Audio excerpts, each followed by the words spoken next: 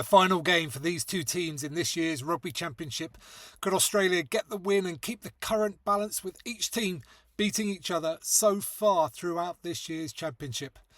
Well, it was a wet night in Perth, that's for sure. The rain came down throughout this game, and it was James Slipper's 151st and final test. The veteran Australian loosehead just showing like a huge amount of resolve. To play 151 tests is unbelievable. Fair play to him.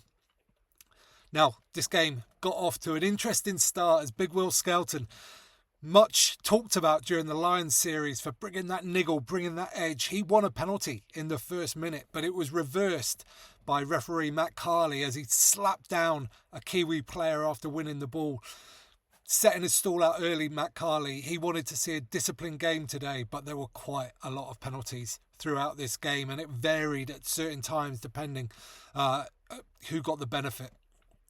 That penalty, though, was missed by Damien McKenzie early doors. He would miss a few kicks throughout the game, and later on, we thought maybe it might prove pivotal, but we'll get to that. Australia, though, were playing, in spite of the conditions, they were moving the ball so much. And I'm not just talking about side to side. I mean that any time they got near any sort of form of contact in these opening phases, they would always looking for an offload. If they thought they were going to run into contact, they would try and find somebody else in a better position. And it kind of worked. At times it worked. At times it looked like they were going nowhere. And it was high risk, I would say, in those conditions to play that much handling. Very high risk, but it's got to be said that the handling was really excellent by Australia throughout lots of this period. And they did win a penalty for offside, which Edmed, the fly half, kicked for 3-0. They were struggling to get deep into New Zealand territory, so a lot of these penalties were quite a long way out, and Edmed nailed them. And actually, while we're talking about him, I thought he played really well during these opening stanzas. It's the first time I've really seen him play. And I know he's been under some sort of criticism previously, but I thought he played pretty well in the opening minutes here, or the opening half an hour at least. However, Australia dropped the kick-off. Alan Alatoa gave a dumb penalty away at the ruck, grabbing the scrum half's arm. That went to a line-out, and a great carry from Quinn Tupaia meant for a try from Leroy Carter. And it just felt like Australia played all the rugby so far. They dominated most things, and then racking up error, penalty, and then it was really passive defence from Australia, I'd say. Tupaia got over the gain line and almost scored himself when you really shouldn't be getting that close from the position he took the ball in. So quite passive from Australia, and I think that was a theme throughout. I thought they were quite passive on defence all the time, but another try for Leroy Carter. Really notching up. I mean, all Blacks wins score a lot of tries, don't they? And he's joining the gang. Australia got a penalty back, though. Williams at the ruck, I can't remember what that one was for, a hands in, I think, for 6-7. Again, another long range penalty for Edmed this time. And then Alan Alatoa, one of my favourite names in world rugby, got over for the try after some of this Australian tippy-tappy play that I was talking about. It got them away down the left-hand side, and they made really good ground. Potter running almost straight across field, back the other way to try and find support. He found Skelton, who looked like he might pull a hammy, reaching to try and get the ball. He popped up to Slipper, who looked like he must score on his final test, but didn't. And then it was, who was it who got over for the try after that? Oh yeah, Alan Alatoa, as I said. But that one was ruled out because Tom Hooper had crock-rolled a player at the ruck. I think it was Geordie Barrett. Geordie Barrett, who, by the way, would go on. He just was involved in absolutely everything, Geordie Barrett, in this game. And I thought he had a very solid game. Not spectacular, but I thought he did really well. But he was just absolutely everywhere. That one got rightly ruled out. And, Hooper went off for a yellow card on review. And you know what? You've seen these given as red. There was a time when they were really trying to rule these out, that would have been given as a red because he rolled down the knee and landed all his weight on the knee of Barrett. And actually, while we're looking at themes again, there were a lot of these in this game. There was a heck of a lot, and there was another couple very late in the game that didn't get called either that were noticed. So maybe, again, this is another thing that, these things come in waves, and maybe the penalisation needs to be pushed higher on this because they do create really, really awful injuries. And there are a few lucky people out there not to go off with bad knee injuries today, I think. Scott Barrett was giving a lot of penalties away for the Kiwis. I think he gave away 3 away in the first 20 minutes, most of them for not rolling. Edmed knocked another one over to give the Australians the lead. And New Zealand, though, New Zealand was struggling to get territory because their line-out wasn't functioning, and they lost one, but they did smash a scrum up. They really absolutely nailed a scrum.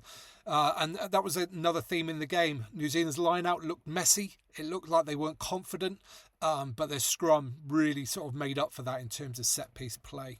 There was a decent chance for New Zealand shortly afterward, but Holland overran a pass from Cody Taylor. Cody Taylor getting whacked by Daugunu in the tackle. Daugunu carried really hard throughout the game. He got involved a lot on the Australian left. As I said, Australia were playing a lot of the line, lots of little handling, and New Zealand was struggling for territory and making quite a few errors as well for New Zealand standards, and just generally a lot of penalties, Matt Carley was really trying to enforce discipline, trying to get a very clean ruck. But unfortunately, the players just didn't really listen, because I think it was Scott Barrett who gave away the same penalty time after time, or rather, he was the one that wasn't rolling away, and his teammates were coming in to jackal. And as long as there was a player involved in that ruck, then the referee was always going to back the attacking team. So slow to learn what the referee was telling them, I would say, in this game. Will Skelton, who did okay early doors, not the impact that he had in the Lions series, but he did okay, but he went off with a failed HIA.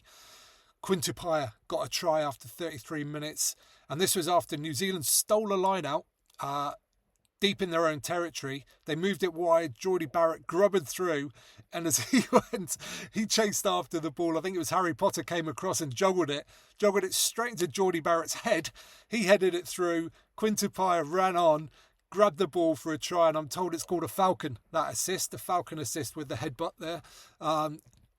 And yeah, it was some fortune involved in that. The grubber was great, that made sense, but a little bit of fortune there for New Zealand to get into a 12-9 lead with the conversion, I think, hitting the post. I actually missed it, but I heard them talking about it afterwards. That was a very easy conversion though, so again, points left out there by New Zealand. Talking about Australia inviting pressure on themselves and sort of backing up these things, they kicked off out on the full, and this is where Edmed kind of drifted out of the game a little bit. I felt like we saw a lot of him in the first half an hour, and then not much for the rest of the game, to be honest. The Kiwis played from the scrum, another very solid scrum, and they got up the left-hand side, and again it was really passive defence from the Australians, I would say. New Zealand earned a penalty in midfield around about the 22, and Will Jordan was on it in a flash. He took the quick tap penalty. The Australians were retreating, got to Paya. It was just simple one pass. That's all it was. That was all that took to beat them. And it was Tom Hooper, the big blindside, who looked a little bit out of sorts, I would say, early in this game. He didn't look quite his physical, kind of dominating, just involved in everything best. Tupaia really properly pumped him to the ground with a handoff and got over for the try. It was Hooper's tackle. Another misconversion, though, for 9-17, and New Zealand were, I don't know, they just took their chances, I would say. Australia didn't look all that dangerous apart from the try that got disallowed, but the Kiwis, as always, dominant on the scoreboard. So at half-time, New Zealand scrum good, the line-out poor, but they look dangerous when they're running straight, and they took their opportunities well. Australia tippy-tappy in attack and passive in defence, and that's the thing I really thought that they should really sort of tune into in the second half, especially with conditions being a bit difficult. You know, if you can just get a little bit more aggressive and really put pressure on the opposition in defence, you might get some gain from that. Mike Cron, the Australian scrum coach, at half-time said they wanted the Australians to keep it fast, don't get caught with the ball, and that was what they were doing in the first half. They did plenty of that. But the issue with this is you kind of have to be perfect because the conditions were so hard, and you have to keep moving forward as well. If you're just tippy-tappy side to side, it allows the defender to get stronger and stronger. It did work for Australia at times, but not all that frequently. James Slipper went off early in the second half to a rapturous applause and a handshake from referee Carley. Ikitau got a yellow card shortly afterwards for basically a face-on-face tackle. He came off the worst in terms of the physicality of it, but that was a yellow card for him. There was an aerial battle shortly afterwards, and this is another example. Geordie Barrett just involved in everything. It was him that got up, and Suoliti was the one to come and challenge her the ball, and it was a great battle in the air. Suoliti with a leading knee, just a natural jumping action. He caught Barrett in the stomach with that. Barrett, unbelievably, took that shot, still managed to signal the mark as well, landed, regathered himself, and then kicked the ball out. There wasn't much happening in this part of the game, though. It's got to be said, neither team were really getting towards the other team's line. It was a lot played in the midfield. So a Damien McKenzie volley in open play caught my eye.